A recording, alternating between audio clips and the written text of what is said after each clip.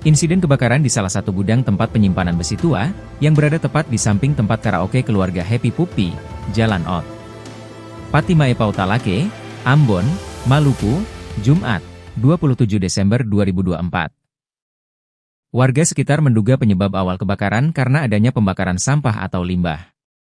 Meski begitu, Kepala Dinas Pemadam Kebakaran Kota Ambon, Edwin Patikawa belum bisa memastikan kebenaran dari informasi tersebut.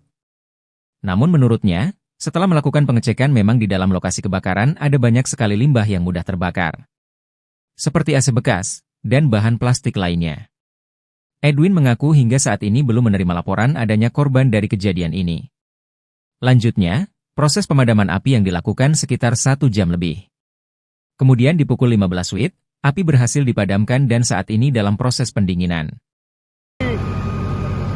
Hampir 1 jam yang lalu ya, kita dilaporkan ada kebakaran atau kode kita tuh 65 di Talake, tanah kecil, tempatnya di tumpukan besi tua ini. Iya. Jadi memang yang terbakar ini limbah macam-macam.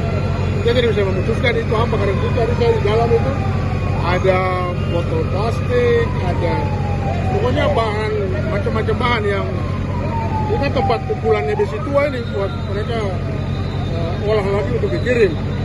Memang penanganan sudah bisa teratasi. Kita sementaranya membongkar tumpukan itu karena ini kebakaran di bagian bawah.